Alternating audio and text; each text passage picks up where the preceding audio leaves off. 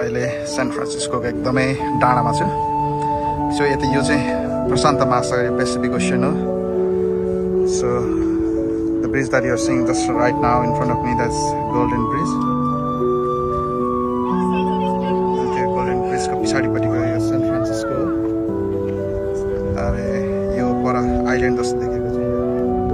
यो Alcatraz prison हो अनि परको सिटी पर देखेको यो सिटी चाहिँ पोर्टल्यान्ड सिटी हो यो पोर्टल्यान्ड र सान फ्रान्सिस्को अकल्यान्ड सिटी हो सरी यो अकल्यान्ड र